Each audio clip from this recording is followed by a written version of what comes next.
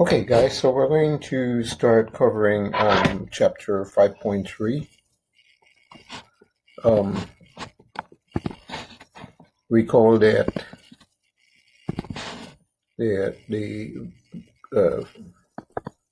chapters 5.1 and 5.2 were combined into chapter 5.1, and this is on rational functions.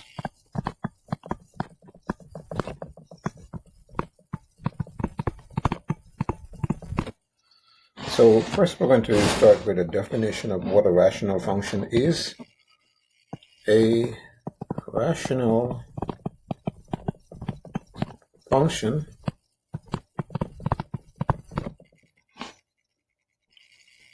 is the quotient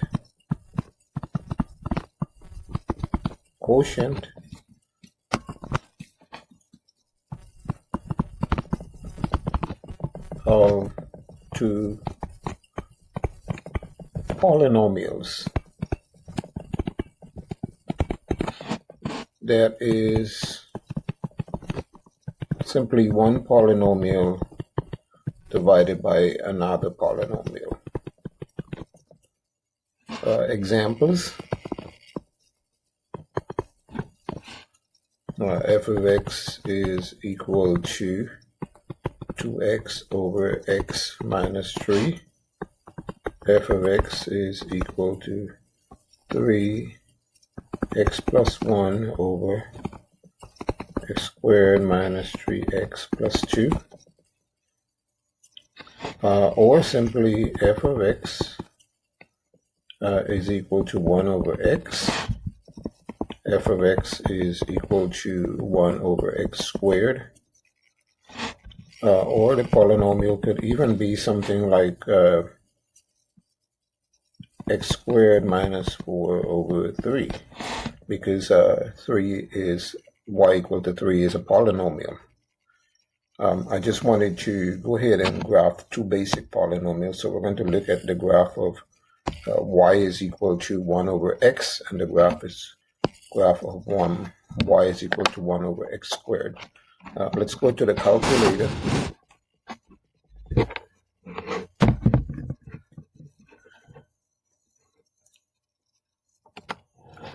And I'm going to first graph 1 over x. And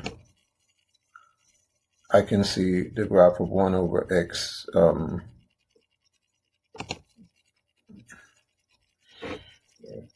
as being restricted to the first and the third quadrant.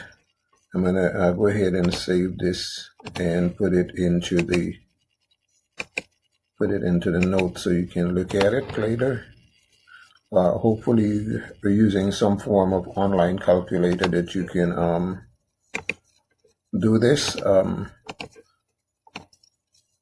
And then I want to notice that, they alternate on the vertical the y-axis here, approaching infinity. Now let's look at the difference between that and a square graph, where y is equal to 1 over x squared. And in this case, we notice that the graph is not located below the x-axis, because x cannot equal to 0 here. So both ends of the graph are approaching infinity. I'm going to also capture this and put it into the note so you can look at it.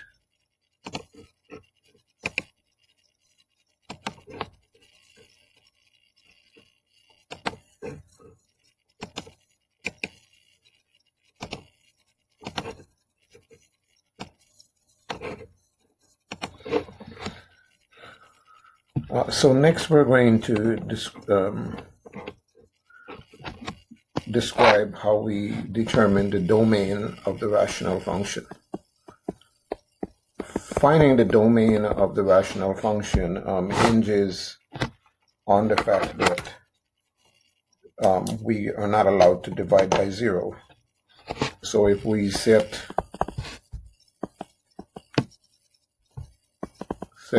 the denominator equal to 0, okay, equal to 0,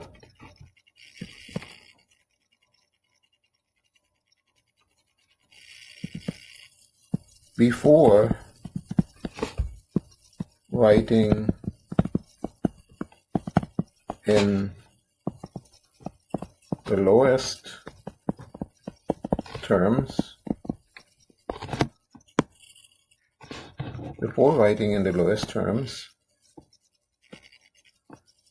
and the reason we would do that is to determine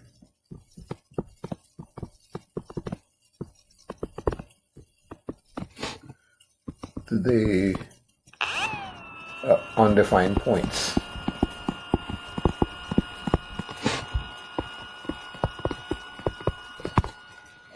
Okay, so if you can visualize this, setting the denominator equal to 0 gives us a chance to decide which numbers cannot be in the domain of real numbers for the rational function.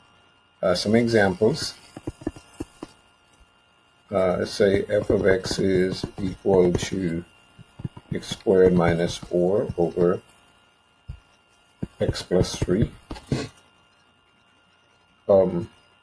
Here we would say that notice that if we set the denominator equal to 0, we would get x is equal to negative 3. So the domain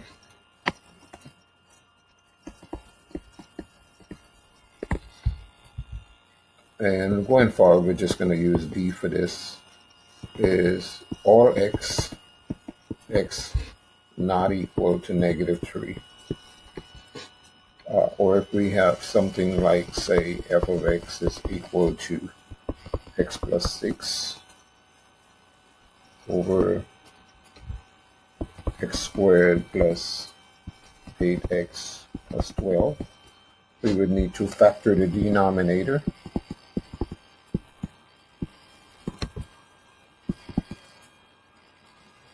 X plus 6, x plus 2. And notice that this is where this rule becomes important before writing in the lowest terms. So we don't cancel out the x plus 6 for this function. We write the domain, and then we can go ahead and reduce the function to the lowest terms. So domain all x, so that x cannot equal to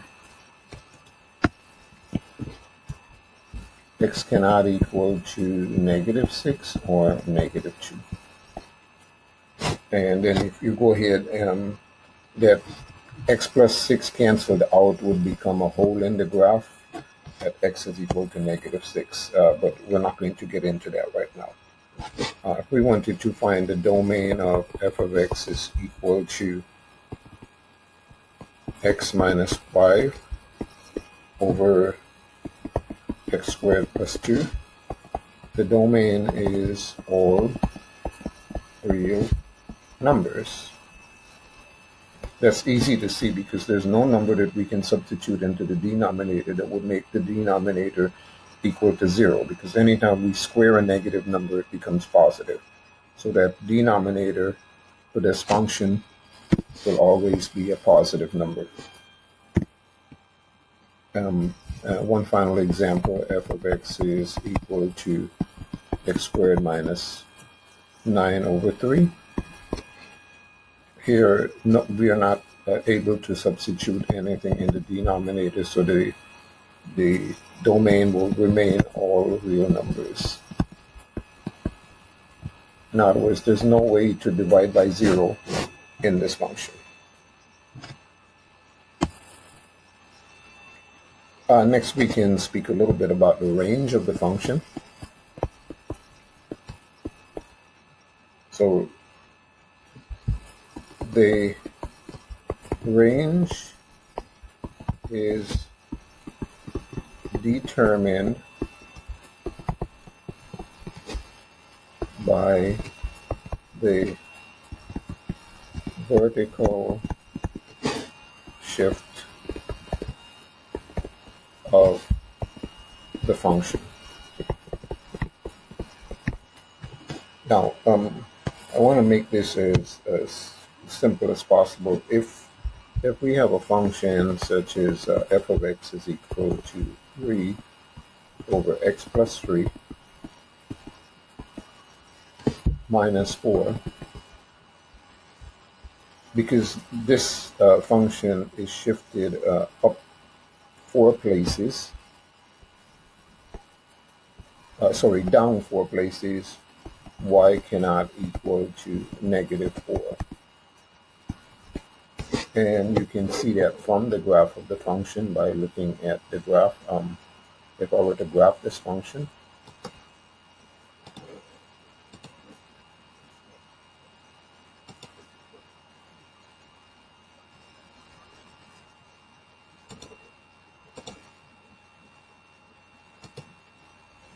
so I have 3 on the numerator and x plus 3 on the denominator.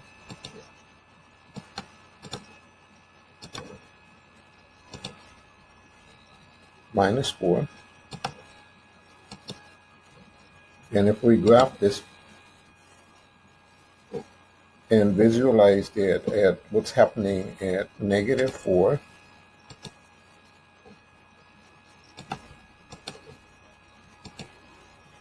is that the graph is not crossing that that y is equal to -4 line. So the graph cannot equal to -4. Okay. Now, consider a couple other cases. If we have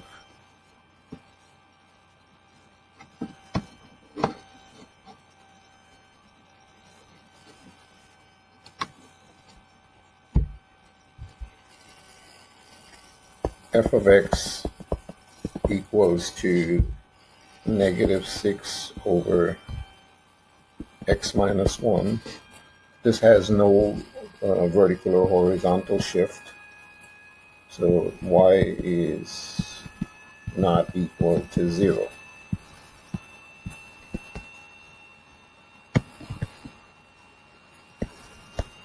Now, recall that when we graphed the 1 over x squared function, both ends of the graph were pointing in one direction. So if I have something like f of x is equal to, say, 4 over x plus 2 squared minus 3, because the term on the denominator is squared, this means that both ends of the graph are pointing upwards. So this is kind of telling us that y has to be greater than this -3 here.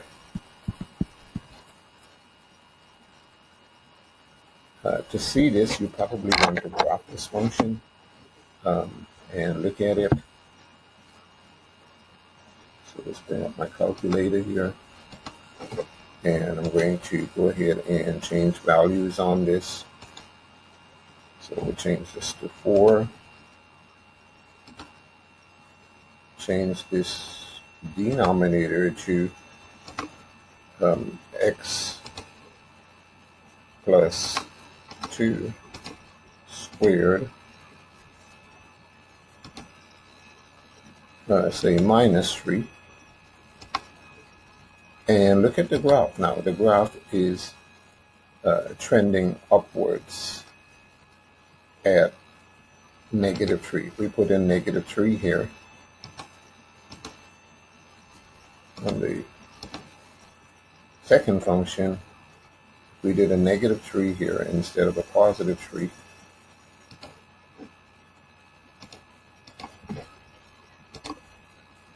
We see that there are no y values below the line y is equal to -3. So the range starts at -3 and goes upward. I'm going to capture the screen and put it in to the notes. Okay, so here we go.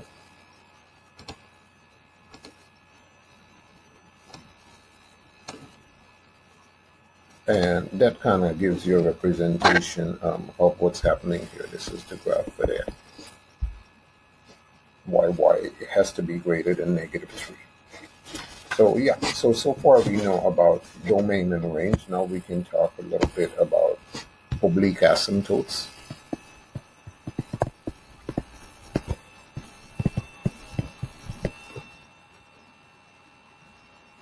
Before we consider oblique asymptotes, let's go ahead and talk a little bit about horizontal asymptotes.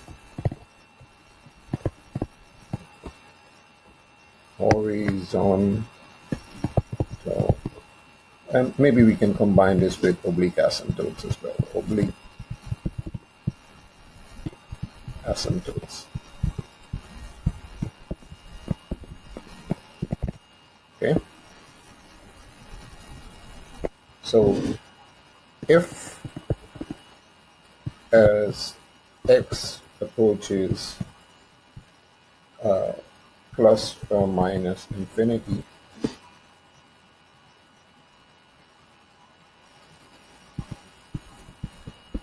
the function, the y value approaches some line L, comma, then y is equal to L is a horizontal asymptote. And going forward, we're going to call this HA, horizontal asymptote. Okay, now, visually you can see this by, we have a graph and some line here. Remember the equation of a horizontal line, y is equal to L. And if the graph is doing this, and as it's going to negative infinity, the y value is approaching L, y is equal to L. Or if it's going towards, the x values are going to positive infinity and the y value is approaching L, then this is the horizontal asymptote. Brief note here, a graph can intersect a horizontal asymptote. Okay? Might become important sometime in the future to know this. Alright, to find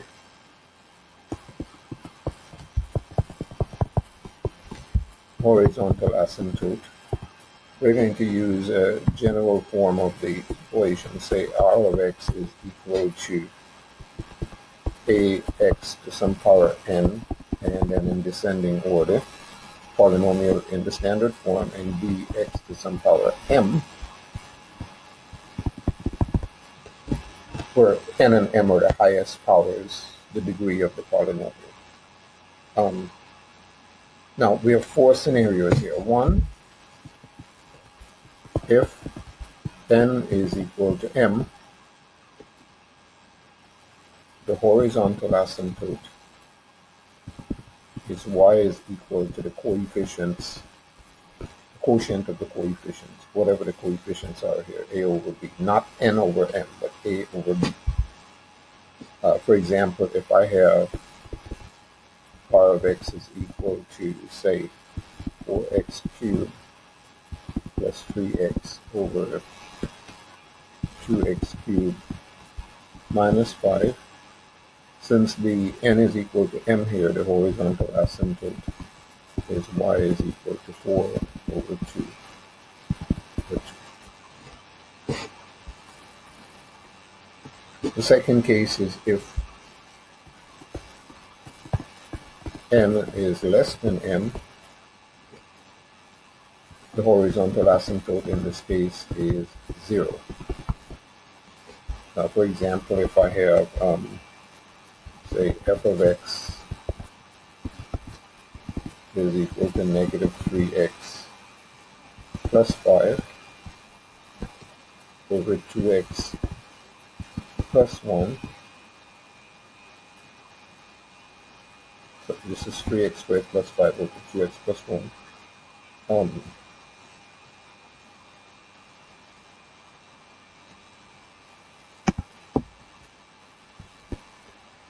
where the power on the numerator is equal to 1 and the power on the denominator is equal to 2.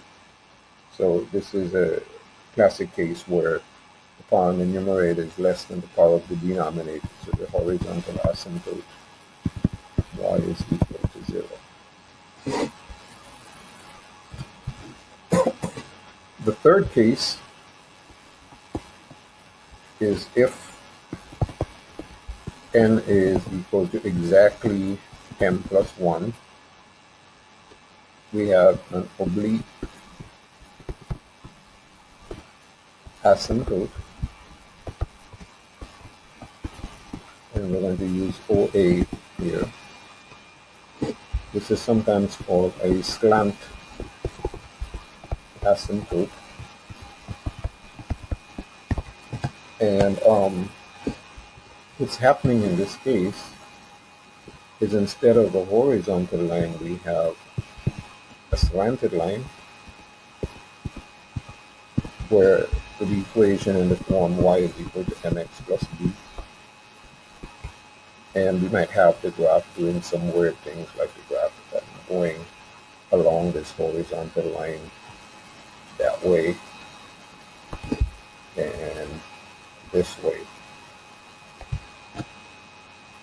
Instead of, picture the horizontal line turned slanted, and the graph approaching infinity and negative infinity from the left and right. The oblique asymptote is determined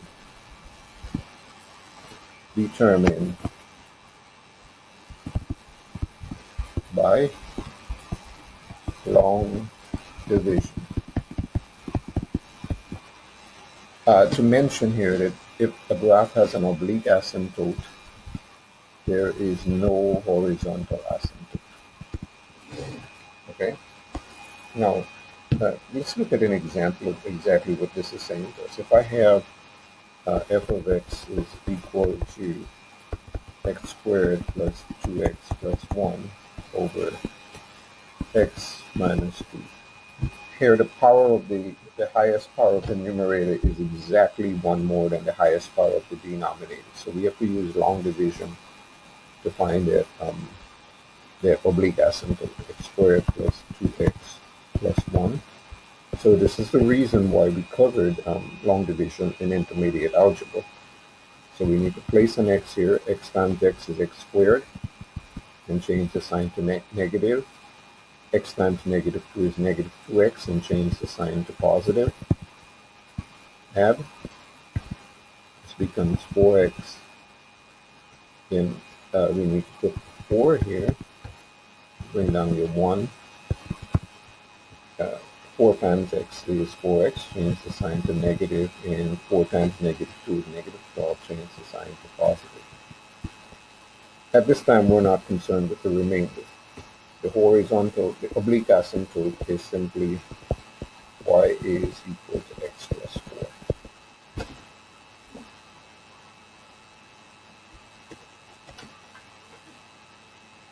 The final, so we've got 1, 2, 3, 4, 3 cases. The fourth case would be if n is greater than or equal to m plus 2, no horizontal or oblique asymptote. Example would be f of x is equal to 3x to the 5th power plus 2x cubed. Here we see that the power on the numerator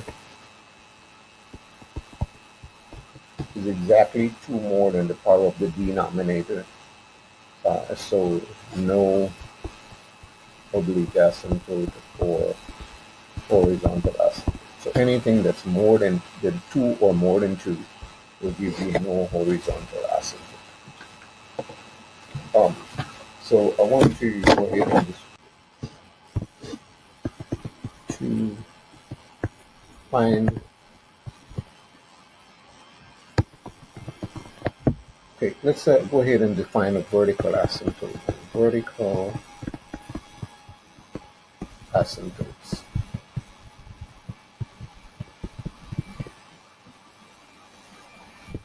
So if as x approaches c, f of x, or the y value approaches plus or minus infinity, then x is equal to c is a, and we're going to define vertical asymptote as the vertical asymptote. Pictorially,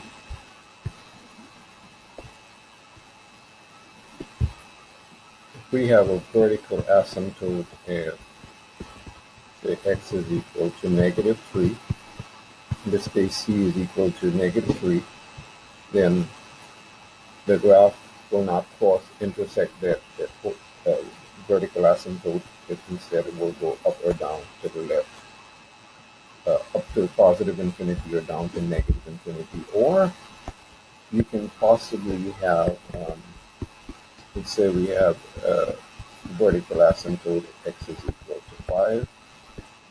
You can also have the case where the graph is approaching, both ends of the graph are approaching positive infinity. So remember that f of x is used synonymously with y. Always reduce to lowest terms before finding vertical asymptote. Then set denominator equal to 0. Now, remember then that to find the domain, you would do that before reducing, and then find a vertical asymptote. We reduce and then find the vertical asymptote. Here are some examples here. For the function r of x is equal to 5x squared over x plus 3, the vertical asymptote is simply the equation of the vertical line x is equal to -3. We just got that by setting the denominator equal to 0. I put that, say, f of x is equal to x minus 2 over x squared minus 4. We would have to reduce this to the lowest terms. So it's x minus 2 over x minus 2 x plus 2. Reduce it to get 1 over x plus 2. So the vertical asymptote is x is equal to -2. We solve that denominator. One more example. That f of x is equal to x minus 3 over x plus 2 x minus 4. So in this case, we cannot reduce this. The vertical asymptotes, there's two of them. X is equal to -2 and x is equal to +4. So now I'm going to go ahead and show you how to do some of the homework problems, examples from homework. Here we're given, first one we're given is f of x is equal to -6 over x plus 5. So I'm going to go ahead and I'm going to go ahead and just graph this with my calculator.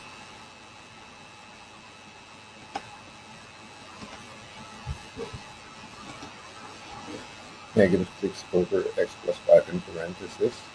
And what I did here was I changed the window to -20, +20, -20, +20 for x and y, and graphed it. This is a good case where you can see that the range cannot be 0 because the graph does not shift up or down. So we're going to go ahead and capture this graph and put it into the notes.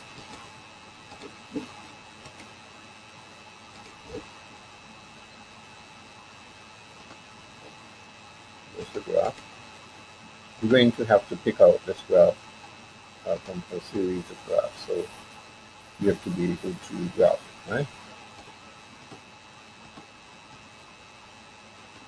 And then this question asks for the domain. The domain is all x such that x cannot equal to -5. Okay, we can't divide by 0. Range, all y such that y cannot equal to 0 because the graph is not shifted up or down. The vertical asymptote, set the denominator equal to 0, so x is equal to -5. And horizontal asymptote, the power of the numerator is less than the power of the denominator because there's no x value in the numerator, so n is less than n, so that horizontal asymptote is y is equal to 0. And since we have a horizontal asymptote, there is no oblique asymptote.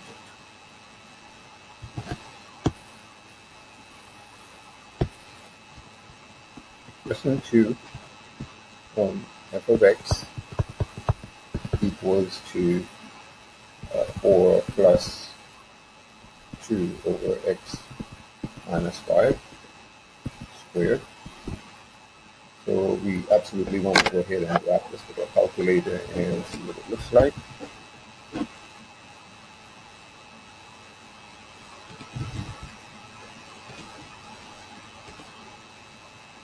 So I'm going to clear this graph out completely, and we're going to put this function is 4 plus, and then I'm going to use my fraction bar here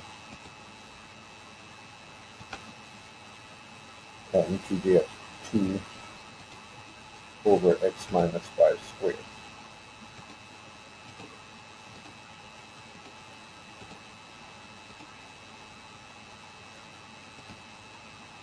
And graph it,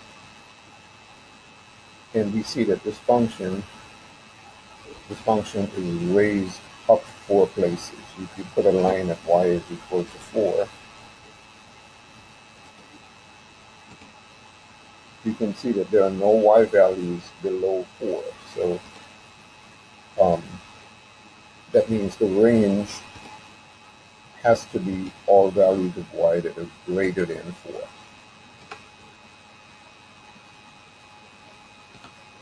So let's put in our graph here.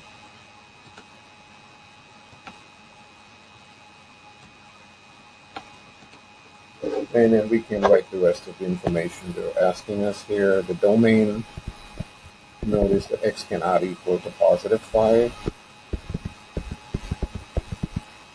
This +5 would make the denominator 0. The range, all y values so that y is greater than 4.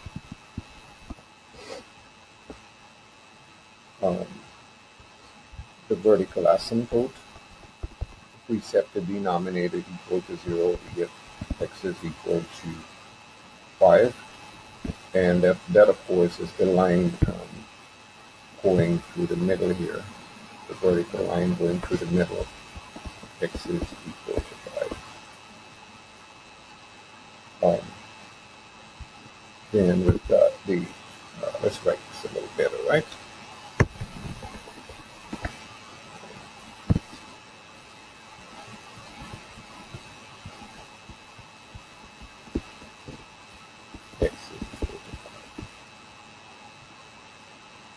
And then finally the horizontal asymptote. So looking at the function here, we can see that that since the function goes up 4 places, the horizontal asymptote is at y is equal to 4.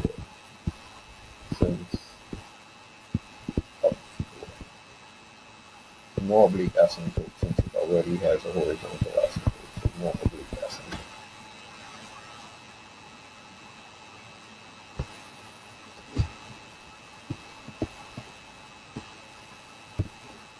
So here we have f of x is equal to 11x over x plus 7. This question asks us to find three things: the horizontal asymptote, the vertical asymptote first. So the only thing that would make the denominator 0 over here is -7, so x is equal to -7 is the vertical asymptote. The horizontal asymptote is the power of the numerator is 1, the power of the denominator is 1. Okay, so since n is equal to m, y is equal to 11 over 1. The coefficients now, okay, you probably want to write this as 11x to the power 1 over 1x plus 7. Okay, plus 7. Write this back. And what I'm comparing here is the coefficients.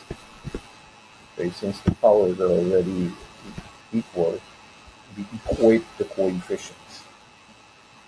So this is horizontal asymptote is y is equal to 11. And there is no oblique asymptote. Remember, if you have a horizontal asymptote, you have no oblique asymptotes.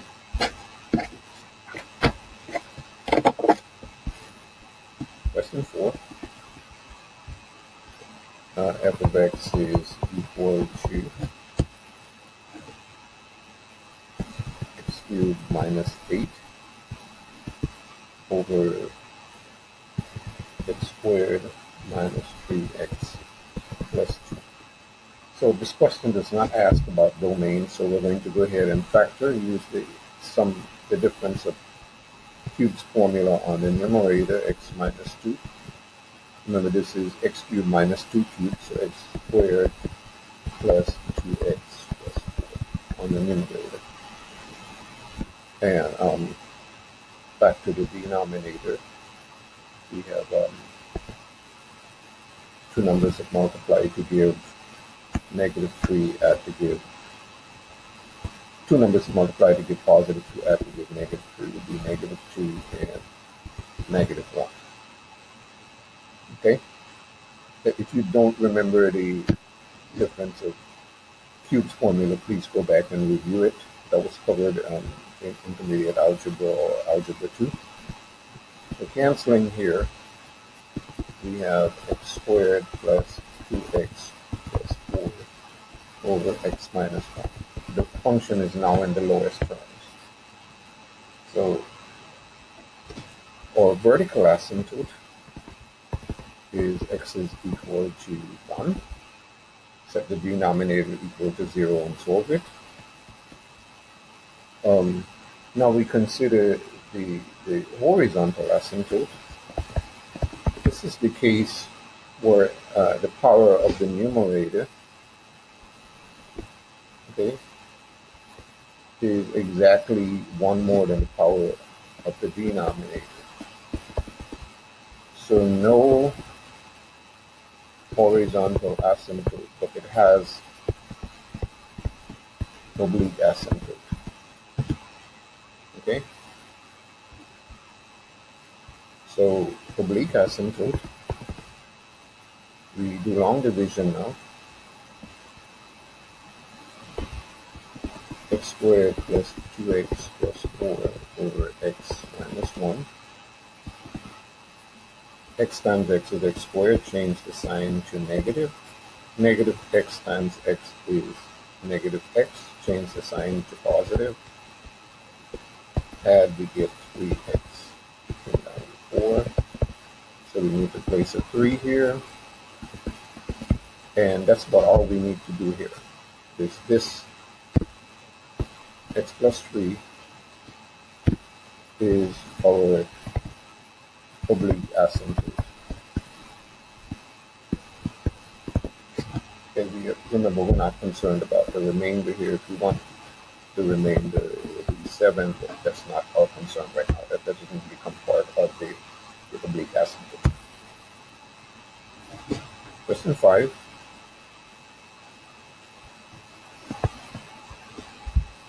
F of x is equal to 2x cubed over x to the 4th power minus 81.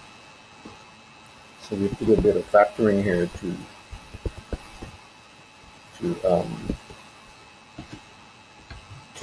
solve the denominator. So this is x squared minus 9, x squared plus 9. Recognize the difference of squares, and then this can be factored even further.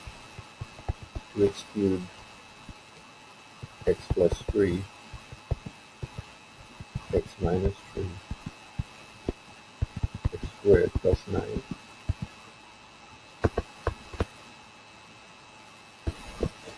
And notice now that the vertical asymptotes is simply x is equal to 3 and x is equal to negative 3, because we can't set x squared no solution. Okay?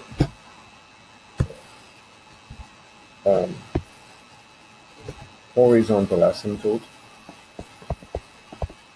So the power of n is less than m. Okay? 3 is less than 4, so that y is equal to 0. Criteria 2 for horizontal asymptotes. Oblique asymptotes, none.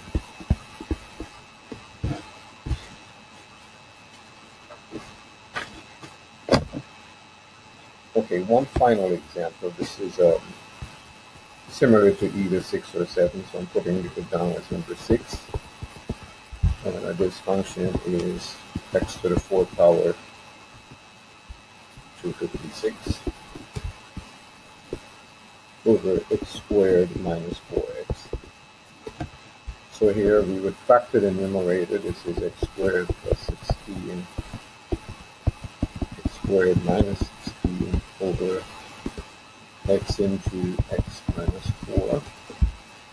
We factor in, we have x squared plus 16, x minus 4, x plus 4 over x into x minus 4. And notice that we can cancel x minus 4 here, and we get x squared plus 16 over x plus 4 over x. So this here allows us to write the vertical asymptote. X cannot equal, set the denominator equal to 0, and we get x is equal to 0. For horizontal asymptote, so notice that the power of the numerator is more than 2, at least 2, so n is equal to m plus 2, because 4 is equal to 2 plus 2 in this case. Okay, so this means there is no horizontal asymptote or oblique asymptote. Question 7 is similar to 6. You guys go ahead and practice your homework on this. I'm going to go ahead and close this video now.